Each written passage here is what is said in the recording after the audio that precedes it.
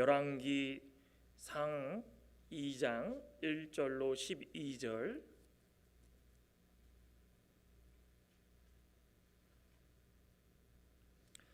다 찾으셨으면은 한 목소리로 뜻을 생각하시면서 함께 읽도록 하겠습니다.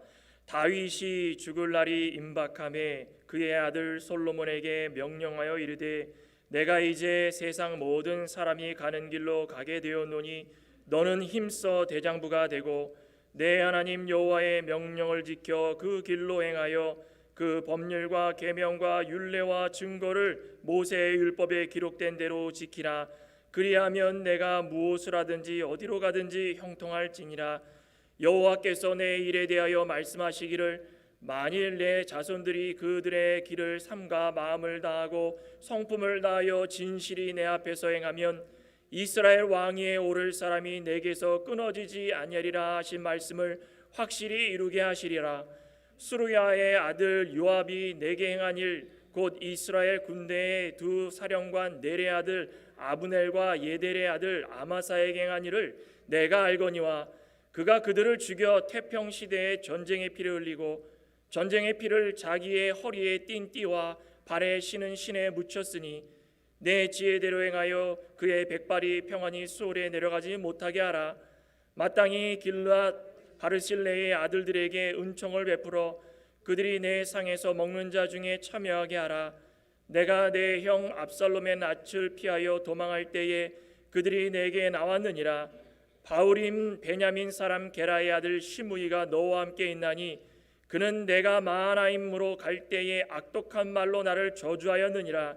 그러나 그가 요단에 내려와서 나를 영접함으로 내가 여호와를 두고 맹세하여 이르기를 내가 칼로 너를 죽이지 아니하리라 하였노라. 그러나 그를 무지한 자로 여기지 말지어다. 너는 지혜 있는 사람이므로 그에게 행한 일을 알지니 그의 백발이 피 가운데 수월에 내려가게 하라. 다윗이 그의 조상들과 함께 누워 다윗성에 장사되니 다윗이 이스라엘 왕이 된 지 40년이라. 헤브론에서 7년 동안 다스렸고 예루살렘에서 33년 동안 다스렸느니라. 솔로몬이 그의 아버지 다윗의 왕위에 앉으니 그의 나라가 심히 견고하니라. 아멘. 오늘 열왕기상 2장 1절부터 12절을 합독했습니다. 오늘 말씀의 제목은 너는 힘써 대장부가 되라입니다. 우리 같이 한번 따라해 볼까요? 너는 힘써 대장부가 되라. 너는 힘써 대장부가 되라. 어찌 보면은 지난 시간에 어머니의 당부와 권면이었다면 오늘은 연장선상에서 봤을 때에 아버지의 마음이 어떠한가. 사실 이스라엘의 2대 왕으로 나라를 다스리면서 30세의 왕이 됐죠. 70세까지 40년간 나라를 통치하면서 산전수전 다 겪었던 그 다윗이 이제 그 왕권을 물려받을 아들 솔로몬에게 해줄 수 있는 말이 무엇인가? 사실상 유언입니다. 이 세상을 살아가면서 나는 하나님을 믿는 백성 중에 한 명, 또 나라를 다스리는 왕이지만 그 무엇보다도 너와 나는 부모와 자녀의 관계다. 그 마음을 가지고 자녀에게 전하는 그 권면이 얼마나 절실하겠습니까? 항상 이 부모의 역할을 잊지 않으려고 노력했던 다윗의 모습입니다. 수많은 역경, 우리가 상상 불가하지 않습니까? 상상을 할 수가 없습니다. 다윗이 겪었던 그 버거웠던 일들, 어떻게 우리가 이해를 할 수 있겠습니까? 하지만 마지막까지 하나님께 인정받을 수 있었던 것은 다윗은 늘 하나님을 영화롭게 하고 늘 그를 위하여서 수고하고 애쓰고 게으르지 않고 잘못했을 때에 늘 회개하며 하나님 앞에 나아가려고 애를 썼던 그 모습이 어찌 보면은 믿음의 선조로서 본을 보였지만 부모로서 자녀에게 본이 되었던 그런 모습이었다라는 사실입니다. 여기 앉아 계신 우리 창광의 권속분들도 너무 자녀 잘 키우셔가지고 지금까지 지내셨겠지만 자녀들이 바라보는 부모의 모습은 또 부모님이 생각하는 모습과 또 다르다라는 것입니다. 나는 잘해줬던 것 같지만 자녀들이 느끼기에는 뭔가가 부족한 것 같고 너무 부모님 틀 안에서 부모님이 원하는 것을 하라고 요구했던 것도 많았고, 그런데 이 다윗은 스스로가 하나님 앞에서 변하려고 많은 노력을 했습니다. 그런 다윗이 오늘 솔로몬에게도 힘써 대장부가 되라, 나도 지금까지 힘써가지고 하나님 앞에서 어린아이와 같지만 대장부로서 열심히 노력했다, 너도 힘써 대장부가 되라, 권면하고 강력하게 촉구하고 있는 것입니다. 많은 의미가 있습니다. 그 중에서도 하나님 섬기는 일에 충실히 다해라, 그거 아니겠습니까? 뭐가 있겠습니까? 대장부가 되라는 것은 뭐 어떤 일이 있든지 간에 하나님 섬김에 있어서 무너지지 않는 최고의 사람이 되라는 것입니다. 왕이자 아들이자 하나님의 백성으로서 살아갈 때마다 수많은 일이 있겠지만 끝까지 한 길을 고수할 수 있는 자가 되라, 그겁니다. 오늘을 사는 우리 부모님들도 자녀에게 어떤 한마디를 해주시고 싶으십니까? 지난 시간에는 아들아, 내가 무엇을 말하랴, 해줄 말은 많지만 내가 너에게 해줄 수 있는 말은 이것이다, 기억하십니까? 근데 오늘은 다윗은 대장부가 되라, 대장부가, 아버지로서 아들에게 해줄 수 있는 말이 대장부가 되라는 것입니다. 어떻게 사는 것이 대장부의 삶일까요? 첫째로는 진실하게 살아라, 진실하게 살아라. 오늘 1절 본문을 보시면 다윗이 죽을 날이 임박함에 그의 아들 솔로몬에게 명령하여 이르되 내가 이제 세상 모든 사람이 가는 길로 가게 되었노니 너는 힘써 대장부가 되고 내 하나님 여호와의 명령을 지켜 그 길로 행하여 그 법률과 계명과 율례와 증거를 모세의 율법에 기록된 대로 지키라. 이거 중요합니다. 모세의 율법에 기록된 대로 지키라. 그리하면 내가 무엇을 하든지 어디로 가든지 형통할지니라. 형통할지니라. 솔로몬에게 왕위를 물려주는 이 다윗의 마음, 지금 현재로서는 죽을 날이 임박했답니다. 얼마나 애타겠습니까? 얼마나 급하겠습니까? 육신은 이제는 본인 스스로도 아는 겁니다. 숨을 헐떡헐떡일 때마다 이제 살 날이 얼마 안 남았구나. 그럼 내가 죽고 나면은 내 아들은 어떻게 될까? 제발 힘써 대장부가 되라. 대장부가 되는 첫 번째 방법이 무엇이라 그랬습니까? 진실하게 살아라, 진실하게. 2절에 그러죠?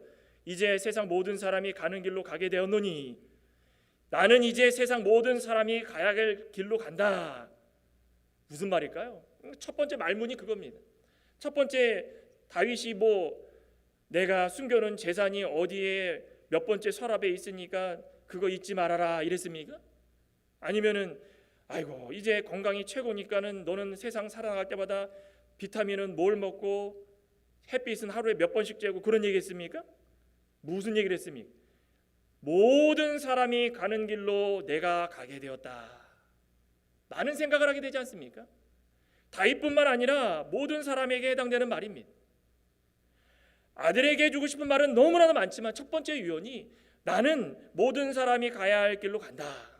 무엇입니까? 죽음이라는 것입니다. 한 번 태어나서 이 세상을 살아갈 때마다 왕이라고 특별한 것도 아니고 믿음이 있다고 특별한 것도 아니고 한 번 죽는 것은 하나님께서 정하신 뜻이고 우리가 죄로 말미암아 이제는 그것을 고칠 수 없는 상태가 되어서 그 죽음을 맞이할 때 얼마나 잘 맞이하는가가 중요한 것이지, 이 죽음이라는 것은 인생 끝자락에 다가오는 무엇입니까? 마지막 관문입니다. 그걸 어떻게 할 수가 없습니다. 사람이 돈을 주고 살 수가 있습니까? 아니면 건강해가지고 그걸 멈출 수가 있겠습니까? 내가 죽을 날이 임박했는데 1년, 2년 그 연명 치료하면서 멈출 수는 있어도 그것을 내 힘으로 막을 수가 있습니까? 한 번 정하신 것은 막을 수가 없다는 것입니다. 믿음이 있는 자와 믿음이 없는 자의 차이가 있을 뿐이지 그것은 막을 수가 없습니다. 그거 인정하라는 것입니다. 우리는 다 죽음의 길로 가는 인생이다. 그러면 믿음이 있는 사람과 믿음이 없는 사람의 죽음의 차이가 무엇일까요? 죽음으로 향하는 인생의 음침한 골짜기, 상한 심령들, 험난한 이 다윗이 경험했던 것처럼 험난한 길들, 수없이 많은 길들이 있을지라도 주께서 나와 함께 하심이라는 것을 믿고 살아가면은 그것은 죽음을 하나님을 믿는 사람으로서 여기는 죽음이라는 것입니다. 우리 시편 23편에 다윗이 그러지 않았습니까? 우리 많이들 외우고 있는 성구지만은 우리 23편에 다윗이 그런 말 하지 않았습니까? 3절부터 보면은 내 영혼을 소생시키시고 자기 이름을 위하여 의의 길로 인도하시는도다. 내가 사망의 음침한 골짜기로 다닐지라도 해를 두려워하지 않을 것은 주께서 나와 함께 하심이라. 주의 지팡이와 막대기가 나를 안위하시나이다. 이겁니다. 다윗이 그 고백을 했다라는 것입니다. 너무나도 험난한 길이고 이때는 사실상 자신이 경험했던 모든 일들을 봤을 때 수없이 많은 일을 경험했을 때에 이렇게 힘들게 살아가는데 아들이 겪어야 될 일들이 얼마나 힘들까? 부모의 입장에서 그런 거 생각하지 않겠습니까? 야, 왕이 돼가지고 너가 이 길을 건다 생각하니까 내 마음이 너무 찢어진다. 그렇지만은 다른 사람과 다르게 하나님을 의지하고 믿고 살아가는 사람의 차이는 사망의 음침한 골짜기로 다니는 것처럼 수많은 고통이 따르고 주위에 있는 사람이 배신하고 배반하고 나를 몰상식한 사람으로 몰아갈지라도 주께서 나와 함께 하신다. 하나님은 나를 지켜주시고 나는 하나님을 믿고 하나님을 의지하고 살아갈 때에 내 진심을 하나님께서 알아주신다라는 것입니다. 이 간단할 것 같지만 지켜지지 않는 진리입니다. 그거를 다윗이 경험한 바대로 자녀에게 전하고 있는 것입니다. 얼마나 큰 복이겠습니까? 그리고 또 한 가지가 무엇입니까? 3절에 봤더니 여호와의 명령을 지켜 그 길로 행하여 법률과 계명과 율례와 증거를 모세의 율법에 기록된 대로 지키라. 여호와의 명령을 다 지키면서 그 길로 행하라는 것입니다. 그러면 진실로 살아갈 수 있다는 것입니다. 나의 죽음을 인정하고 세상 사람들과 하는 것처럼 똑같이 행동하지 말고 하나님께서 나와 함께 하시니 나는 두려움이 없고 내가 무슨 일을 하도 하나님께서 나를 믿어주실 줄 나는 믿습니다라고 살아가면 그 인생이 진실되고, 또 한 가지는 여호와의 명령을 지켜 행할 때마다 진실하게 살아갈 수 있다는 것. 진실하게. 우리 신명기 32장 한번 보실까요? 모세가 이스라엘 백성들에게 했던 그 귀한 찬양의 시 중에 32장 4절에 보면 이런 말씀을 합니다. 모세는 이스라엘 백성들의 이 일거수일투족을 다 옆에서 보고 다 알았습니다. 얼마나 답답했을까요? 하나님을 직접 대면해 가지고 계명을 받아서 하나님의 뜻대로 이들을 인도하는 지도자로서 조금만 더 하나님의 뜻대로 살아가면 좋겠는데, 내가 말씀을 선포하고 하나님 말씀을 대언해 가지고 회막에서 하나님과 대면해서 뜻을 받아서 백성들에게 전할 때마다 그거 고지고대로 좀 믿으면 좋겠는데 그러지 않았습니다. 그런 인생 마지막에 모세가 이런 노래를 부릅니다. 32장 4절에 봤더니 그는 반석이시니 그가 하신 일이 완전하고 그의 모든 길이 정의롭고 진실하고 거짓이 없으신 하나님이시니 공의로우시고 바르시도다. 믿으십니까? 하나님은 정의롭고 진실하고 거짓이 없으시고 공의로우시다라는 것입니다. 하나님께서 우리에게 원하시는 것은 바로 그겁니다.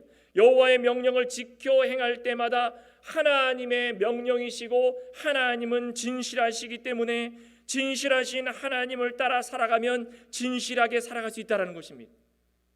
그러니 이 명령이라는 건 말씀 아니겠습니까?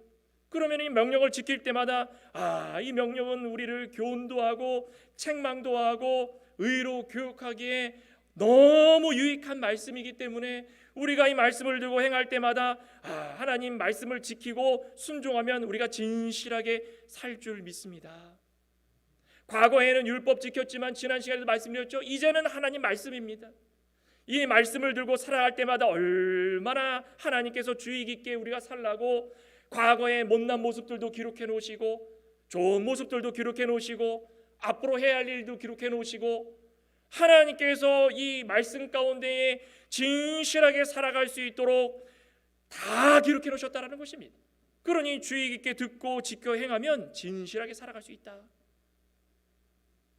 또 한 가지 무엇입니까? 4절에 봤더니 오늘 본문에 여호와께서 내 일에 대하여 말씀하시기를 만일 내 자손들이 그들의 길을 삼가 마음을 다하고 성품을 다하여 진실이 내 앞에 행하면, 진실하게 살아가려면 어떻게 하랍니까? 마음을 다하고 성품을 다하라는 것입니다.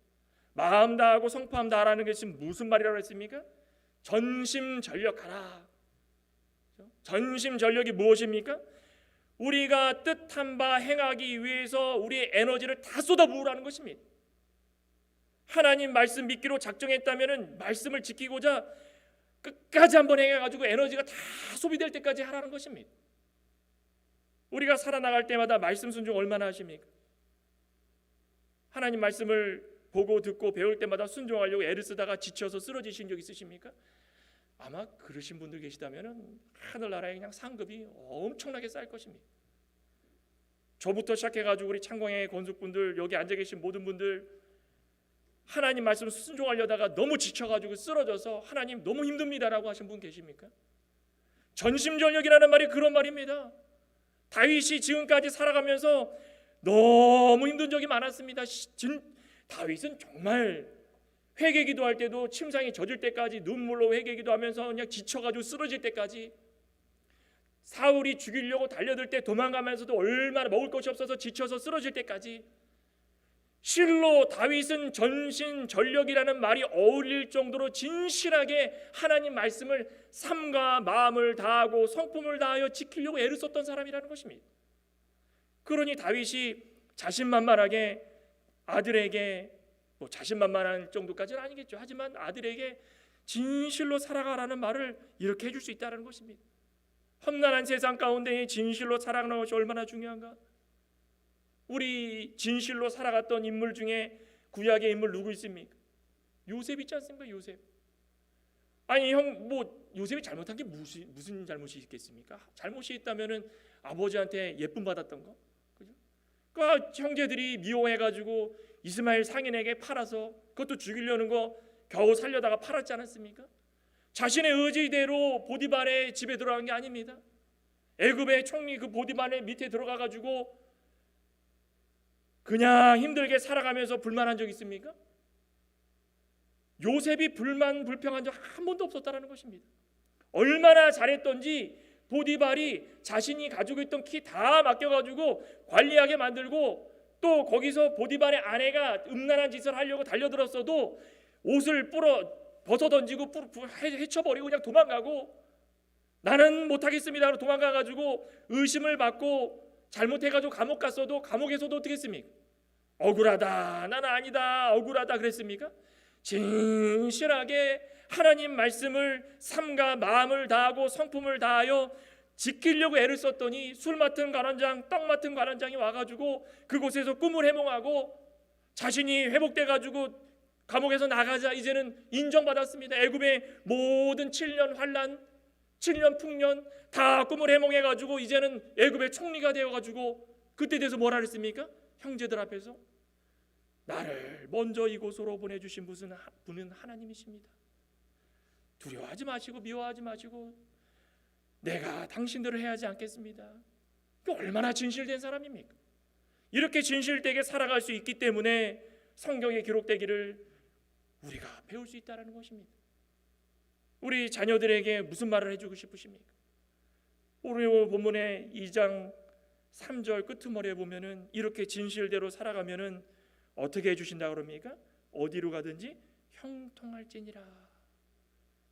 우리는 이런 말 많이 듣고 싶죠. 복 받을 것이다, 형통할 것이다. 그런데 여기 형통이라는 단어가 히브리어로 타스킬입니다. 타스킬. 근데 뜻을 봤더니 우리는 형통이라고 그러면 무슨 뜻으로 알고 계십니까? 번창한다, 막 이런 뜻 갖고 있지 않습니까? 근데 뜻을 봤더니 하나님의 뜻에 합당하게 살아가는 것, 이게 타스킬의 뜻입니다. 그러니 형통케 되는 것이 곧 무엇입니까? 진실로 하나님 말씀을 마음을 다하고 뜻을 다하여 합당하게 지키려고 살아가는 것, 그게 형통이고 곧 복이라는 것입니다. 그 우리 자녀들에게 진실하게 살아가라, 그게 복 중의 복이라는 것입니다. 얼마나 감사합니까? 하나님을 믿고 살아가는 자들에게 복은 따르는 것이 아닙니다. 물질의 복을 받아가지고 건강의 복을 받아가지고 남들 부럽지 않게 떵떵거리면서 살아가는 것, 그것도 복일 수 있습니다. 하나님께 11조를 잘 드려가지고 우리의 창고가 차고 넘칠 수 있도록 하나님께서 모든 것을 채워주시는, 그것도 복일 수 있습니다. 그런데 복 중의 복은 무엇입니까? 형통케 되는 것입니다. 형통케 되는 것이 무엇이라 그랬습니까? 하나님의 뜻에 합당하게 살아갈 수 있는 것, 그게 복 중의 복이고 우리 그리스도인들 자녀들에게 해줄 수 있는 그 말씀이라는 것입니다. 우리 욥기 28장 28절에 보면은 또 사람에게 말씀하셨도다. 보라, 주를 경외함이 지혜요 악을 떠남이 명철이니라. 무슨 말입니까? 경외한다는 것이 하나님을 두렵고 떨림으로 살아가는 거 아니겠습니까? 진실로 살아가는 것입니다. 진실로 살아가는 것이 지혜로운 사람이고, 그렇게 진실로 살아가게 되면 악과 멀어져서 명철, 하나님께서 원하시는 그 삶 가운데에 죄와 말씀, 순종과 불순종, 하나님께서 좋아하시는 것과 싫어하는 것, 어둠과 빛을 구별할 수 있는 사람으로 살아갈 수 있다는 것입니다. 그게 얼마나 복이겠습니까? 그게 형통한 인생입니다. 다윗이 솔로몬에게 해줄 수 있는 말은 그겁니다. 진실하게 살아가라. 진실하게 살아가라. 그게 형통케 되는 방법이다. 두 번째는 무엇입니까? 공의를 지키며 살아가는 것. 공의를 지키며 살아가라. 오늘 5절부터 9절에 보면은 몇 명 다윗이 죽기 전에 언급했던 특정 인물들이 등장을 합니다.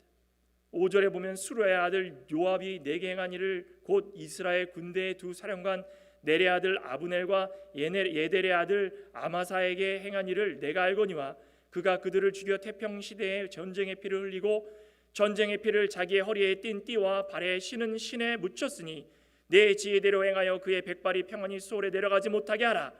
마땅히 길르앗 바르실레의 아들들에게 은총을 베풀어 그들이 내 상에서 먹는 자 중에 참여하게 하라. 내가 내 형 압살롬의 낯을 피하여 도망할 때에 그들이 내게 나왔느니라. 바울임 베냐민 사람 게라의 아들 시므이가 너와 함께 있으니 그는 내가 마하나임으로 내려갈 때에 악독한 말로 나를 저주하였느니라. 그러나 그가 요단에 내려와서 나를 영접함으로 내가 여호와를 두고 맹세하여 이르기를 내가 칼로 너를 죽이지 아니하리라 하였노라. 몇 명 나옵니까? 요압, 또 아브넬, 에델, 그 아마사. 근데 지금 여기서 말하는 건 요압입니다. 요압. 또 누굽니까? 바르셀레의 아들들, 또 시므이, 이렇게 나오죠. 다윗이 이 인생 가운데 기억하고 마지막 숨이 넘어가기 전에 언급했던 사람 중에 한 명입니다. 마치 솔로몬이 자신의 왕권을 이어가지고 왕이 됐으니 그 왕권을 이용해가지고 복수하려는 그런 마음이겠습니까? 아닙니다. 다윗은 할도리를 하고 있는 것입니다. 자세히 읽어보면은 벌을 받아야 될 사람들은 벌을 받고, 또 칭찬과 존귀를 받아야 될 사람들은 칭찬과 존귀의 여김을 받고, 하나님께서 원하는 대로 다윗은 하나님의 율법과 율례와 법도를 마음을 다하고 성품을 다하여 지켜 살아가다 보니까 어떤 사람이 나에게 해가 됐고 어떤 사람이 나에게 칭찬을 해줬고 칭찬을 줘야 될 사람인지, 하나님의 뜻대로 공의롭게 살아가는 것이 어떤 것인지를 깨달았다는 것입니다. 그러니 공의를 지키며 살아가는 사람은 인생의 대장부가 될 수 있다. 이 공의라는 것이 무엇입니까? 공명정대하게, 바른 것은 바른 대로, 잘못된 것은 잘못된 것을 고치고 의롭게 살아가는 행위가 공명정대한 것입니다. 왕의 자리로서의 공명정대함도 있겠지만 그리스도인들로서의 살아갈 때의 공명정대한 것이 반드시 필요한 것입니다. 요압이 누구였습니까? 다윗의 군대 장관, 1등 공신이었습니다. 1등 공신. 요압이 얼마나 앞서서 다윗을 위하여 충성했던 사람입니까? 그런데 여기 사무엘하 3장에 봤더니 어떤 일이 벌어졌습니까? 이 요압이 이 동생이 2명 있습니다. 누굽니까? 아비새하고 아사헬. 그죠? 그런데 아브넬이라는 이 사울의 군대 장관이 이 아사헬이 아브넬을 죽이려고 쫓아가다가 아사헬을 창으로 찔러 죽여버렸습니다. 그러니 요압이 얼마나 화가 나는지 그거를 마음에 품고선 씩씩 대고 있었던 찰나에 이제 아브넬이 다윗의 손을 잡으려고 다윗을 만나려고 왔습니다. 그 다윗은 어떻게 됩니까? 그때 다 품어주고, 아무리 배신자고 나를 죽이려고 했던 사람이더라도 하나님께서 이를 보내줘서 이 통일 왕국을 만드는 데 이바지할 수 있도록 도와주겠다 약속을 했습니다. 그러면은 아브넬을 품어가지고 함께 가면은 하나님께서 원하시는 대로 쉽게 그 나라가 안정되고 뜻을 품어가지고 통일왕국이 될 수 있었습니다. 그런데 그 옆에 누가 있었습니까? 요압이 있었습니다. 요압이. 다윗을 만나고 가는 길에 그 쫓아가가지고 아브넬을 죽여버렸습니다. 다윗이 얼마나 화가 났겠습니까? 요압이 이뿐이었습니까? 사실 여기 지금 아마사도 나오죠. 아마사도 똑같은 상황입니다. 아마사도 지금 하나님께서 원하시는 것은 다윗이 모든 사람들을 품어가지고 용서해 주라는 거, 용서해 주라. 복수하는 것도 중요합니다. 하지만 복수라는 것이 나의 뜻에 반해가지고 해야 되나 말아야 되나 결정 못하고 좌지우지 왔다 갔다 하다가 어찌 모르겠다 그냥 죽여버리자, 이것이 아니라 하나님께서 원하시는 것이 이런 것이라면 조금은 더 기억하고 조금은 더 세밀하게 하나님의 뜻을 쫓아가지고 참는 것도, 그것도 진실하게 살아가는 것고 공의롭게 살아가는 자의 모습이라는 것입니다. 그게 대장부입니다. 다윗은 그렇게 대장부가 되려고 했습니다. 그런데 사무엘하 20장 33절에 보면은 에델의 아들 아마사 누구였습니까? 다윗의 아들 압살롬이 반역할 때 그 옆에 붙어가지고 군대를 소집해서 군대에 반란을 일으켰던 사람 중에 한 명입니다. 얼마나 괘씸합니까? 그러면은 생각을 해보시기 바랍니다. 다윗이 볼 때 아마사 잡아다가 죽이는 것이 당연하지 않겠습니까? 얼마나 속이 들끓었겠습니까? 저 그냥 못된 놈. 근데 알고 봤더니 아마사가 요압의 어머니의 여동생의 아들입니다. 그러니까 요압과 누구 관계입니까? 사촌 관계입니다. 그런데 아마사도 죽여버렸습니다. 왜 죽인지 아십니까? 다윗이 그 아마사가 밉지만 그래도 아마사가 자기에게 긍정적으로 다가왔기 때문에 이제 모든 것을 준비하기 위해 가지고 아마사를 군대를 안정시키고 나라를 안정시키기 위해서 군대를 소집하라고 다른 곳으로 보냅니다. 근데 요압이 어떤 생각을 합니까? 야, 다윗 왕이 이제 볼장 다 봐가지고 나를 치려고 그러는구나. 내 자리인데 저거 내 자리인데. 그러면서 아마사에게 가가지고 군대를 소집하러 갔던 아마사를 죽여버립니다. 하나님의 일에 손해를 끼친 것이 한두 번이 아니라는 것입니다. 참고 견디고 다윗은 왜 안 죽이고 싶겠습니까? 더 죽이고 싶은 마음이 있는 것이 다윗입니다. 그런데 다윗은 참았습니다. 하나님의 뜻이기 때문에 하나님께서 평화를 주시고 하나님께서 나를 마음을 안정시키시고 마음을 다해가지고 성품을 다해가지고 진실하게 하나님 말씀 순종하며 살아갈 수 있도록 허락하셨기 때문에 하나님께서 나에게 보내주신 좋은 기회다. 그리 내가 이 아마사 다 감싸자, 아브넬 감싸자, 그래가지고 받아줬다면은 일이 수월하게 다 끝났습니다. 그런데 요압이 중간에 껴가지고 다 죽여버렸습니다. 그러니까 다윗이 뭐라 그럽니까? 태평시대의 전쟁의 피를 흘렸다. 태평시대의 전쟁의 피를 흘린 겁니다. 왜 그런 일을 했겠습니까? 자기의 욕심에 따라가지고 경솔하게 행동한 것입니다. 우리의 자녀들에게 어떤 말씀을 해주고 싶으시겠습니까? 우리가 세상을 살아나가다 복수하고 싶은 마음 많습니다. 나를 미워하는 사람, 난 배반하고 배신해서 나는 그 사람 너무 싫다, 꼴보기도 싫다 하는 사람 많습니다. 그럴 때마다 자녀들에게 뭐라고 말씀하시겠습니까? 그래, 좋다. 몇 날 몇 시에 복수 한번 하자, 나와 함께 가자, 이러겠습니까? 다윗의 마음처럼 하나님의 뜻이라면 내가 품을 수 있는 자가 되라. 그게 공의로운 마음이라는 것입니다. 품고 함께 갈 수 있는 마음이 되자라는 것입니다. 요압처럼 자신의 뜻을 따라가지고 복수하는 데에 혈연이 돼가지고 태평시대의 전쟁의 피를 흘리는 어리석은 일을 하지 말라는 것입니다. 우리 믿음의 생애도 마찬가지입니다. 하나님 말씀을 믿고 살아갈 때마다 이런 자들 너무나 많습니다. 반면에 또 이런 사람도 있습니다. 7절에는 누가 나옵니까? 바르실레의 아들들, 은총이 있을지어다. 다윗이 압살롬에게 피해가지고 이 도망가는 그 처참한 광경이 있을 때에 얼마나 왕으로서 눈물이 났겠습니까? 그렇지만은 바실레의 아들들이 생명을 내놓고 다윗을 접대하고 다윗을 잘 베풀었습니다. 다윗에게 잘 베풀었습니다. 그 상황에서 만약에라도 압살롬이 정권을 장악해가지고 그 사실을 알면은 바실레의 아들들 다 죽여버릴 수 있습니다.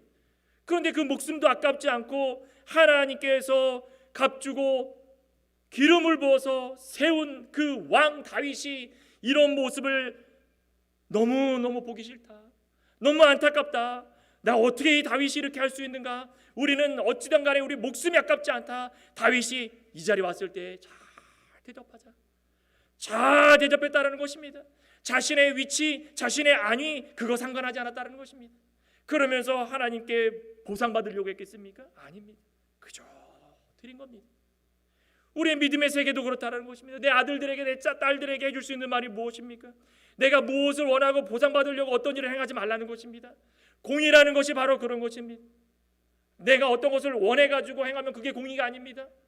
내가 비록 위험한 일에 처할지라도 하나님의 뜻에 따라가지고 대접하고 하나님의 뜻에 따라가지고 일을 잘 세워나갔다면 그것으로 만족할 수 있는 것이 하나님께서 원하시는 공의이자 우리의 믿음이 창성해지고 대장부가 될 수 있다는 그 말씀이라는 것입니다. 또 한 명의 못된 사람이 한 명 나오죠. 누굽니까? 시므이. 자, 시므이도 마찬가지입니다. 이 베냐민 사람 시므이인데 압살롬 때문에 피해가는 다윗을 보면서 아주 독한 말로 저주를 했습니다. 어떻게 이럴 수 있습니까? 근데 전세가 역전이 돼가지고 다시 다윗이 돌아오는 길에 요단에 내려와가지고 영접합니다. 하지만 다윗은 그 모습을 보면서 칼로 죽이지 않겠다. 참 다윗이 대장부 아니겠습니까? 나중에 솔로몬 시대에 이 시므이가 다른 데 가지 말고 한 곳에서 떠나지 않도록 그냥 그곳에 아예 그냥 이 경비들을 시켜가지고 못 떠나도록 그랬지만은 자신의 하인 한 명이 도망가서 그걸 잡으려고 하다가 솔로몬에게 발각돼가지고 죽는 일이 벌어집니다. 하지만 다윗은 자신이 그렇게 욕을 먹었어도 돌아오는 길에 먼저 나와가지고 인사 한 번 했다고 칼로 죽이지 않겠다 약속을 합니다.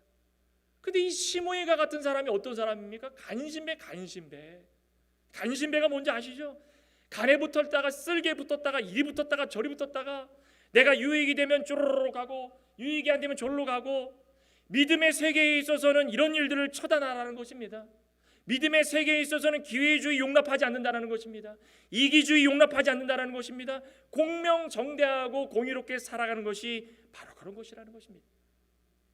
믿음 지키는데 말씀만 보면 되지 말씀 다 접어놓고 어떤 사람이 이렇게 얘기하면 이렇게 쭉 쫓아가고 이 사람이 얘기하면 이렇게 쭉 쫓아가고 오늘날 살아가고 있는 우리 21세기의 지상교회들이 왜 이렇게 많은 일들이 벌어집니까? 바로 그것 때문에 그런 것입니다. 시므이와 같은 사람들이 있기 때문에 그런 것입니다. 내 형편에 유익이 될 것 같으면 저쪽 붙었다가 저주를 퍼붓고 상황을 보니까 역전이 돼가지고 안 되겠다. 내가 이대로 가면 내가 죽겠구나. 그러니 제일 먼저 나가가지고 넙죽 엎드리면서 다윗이여 소시옵소서. 신앙에는 간신배가 없습니다. 우리는 한번 믿음을 지켰으면은 그거 끝까지 지키려고 살아갈 수 있는 자가 대장부라는 것입니다. 우리 믿음에 앞선 우리 부모님 세대에 이제 자녀들에게 해줄 수 있는 말이 무엇이 있겠습니까? 바로 그겁니다. 믿음의 간신배가 되지 말아라. 세상에서는 늘 하나님께서 원하시는 것이 있다. 진실하고 공의롭게 살아가라. 그러면 결론적으로 뭐라 그랬습니까? 그러면 우리 자녀의 신앙이 굳게 세워질 수 있다. 10절부터 12절에 보면 본문에 다윗이 그의 조상들과 함께 누워 다윗 성에 장사되니 다윗이 이스라엘 왕이 된 지 40년이라 헤브론에서 7년 동안 다스렸고 예루살렘에서 33년 동안 다스렸도다. 솔로몬이 그의 아버지 다윗의 왕위에 앉으니 그의 나라가 뭐라 그랬습니까? 심히 견고하니라. 그냥 견고하다 그랬습니까? 심히 견고하니라. 세상 사람들은 호상이라는 말을 합니다. 무슨 말입니까? 잘 죽었다. 호상. 이 세상을 살아나가다 잘 죽었다. 잘 죽는 것도 복이라는 것입니다. 그냥 막 죽으려고 그러는데 내가 죽거든. 그러더니 갑자기 벌떡 일어나가지고 어디에 뭐가 있는데 그거 잘 보관하고 숨이 껄떡껄떡하다 내가 죽거든. 그러더니 갑자기 또 일어나가지고 뭐하고 자녀들이 그냥 죽고 나니까는 재산 때문에 싸우고 그런데 자신의 뜻대로 자녀들이 부모를 잘 모시다가 그렇게 돌아가시고 자녀들은 화목해 되고 그 호상이 호상. 자신도 잘 죽었지만 자녀들도 잘 되는 것입니다. 다윗은 죽는 순간까지 맡은 일에 최선을 다한 것입니다. 하나님 율법을 마음과 뜻과 정성을 지키는 것도 첫째였지만 그 이후에 자녀들에게 말씀을 지키라고 권면하고 또 권면하고 또 권면했다는 것입니다. 헤브론에서 유다 지파를 통솔하고 때가 되었을 때 예루살렘으로 와서 총 40년 동안 이 모든 이스라엘 백성들을 다스리면서 쉽지 않은 집단이었습니다. 쉽지 않은 자들이었습니다. 얼마나 불만 불평 많았던 사람이고 말도 안 듣던 사람이고 제 갈 길 가려고 했던 사람이고 압살롬이 일로 와라 그러면 일로 쭉 붙고 이런 나라였지만은 다윗에게 위기가 얼마나 많은 기회가 됐는지 그것을 지키고 겸손하게 살았더니 하나님께서 인생 끝자락에 이렇게 좋은 일들을 주시는 것입니다. 반면에 사울은 어땠습니까? 사울 하나님이 기름 부어가지고 이스라엘의 초대왕으로 세워놨는데 사울이 잘 됐습니까? 인생 끝자락이 심히 견고했습니까?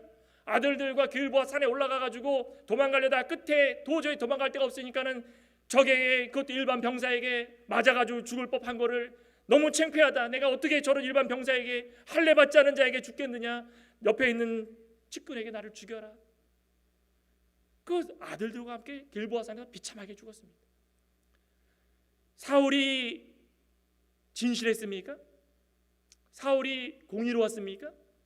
마음대로 제사장 사무엘이 오기 전에 마음대로 본인이 제사를 드리고 하나님 앞에선 못된 일들을 너무나도 많이 하고 마지막에 하나님 말씀 지키지 않으면서 다윗도 죽이려고 들고 아들들 요나단, 특히 요나단이 다윗을 얼마나 사랑했습니까?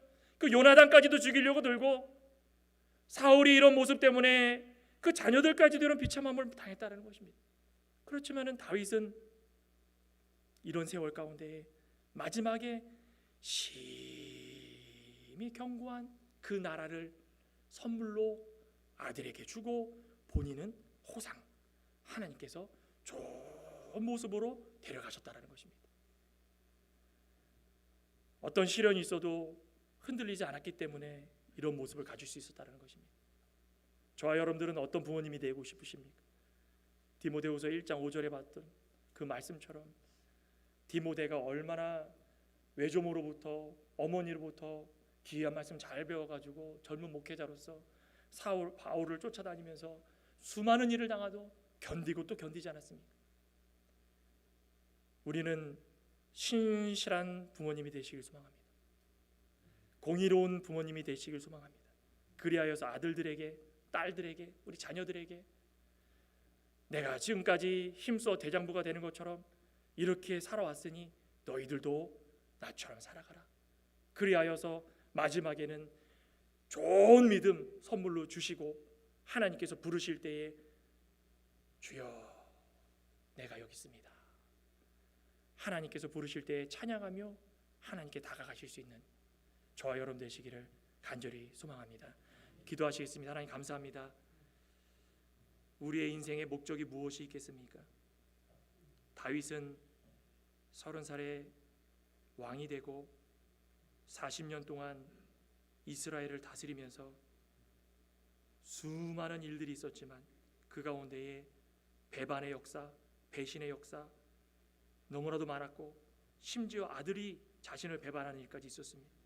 그래도 하나님께서 원하시는 것은 하나님의 율례와 법도를 마음을 다하고 성품을 다하여서 지켜 행하는 것이라고 하였사오니 그렇게 행할 때마다 원수까지도 안아주려고 하고 하나님께서 원하시는 일이라면 내가 비참함을 당해도 참고 견뎠던 그런 다윗의 모습 속에서 진실함을 발견하고 하나님의 공의로움을 발견하고 또 그 모습을 통하여서 자녀에게 대장부가 되어서 심히 견고한 나라를 선물로 주었던 것을 오늘 말씀을 통해서 보았사옵나이다.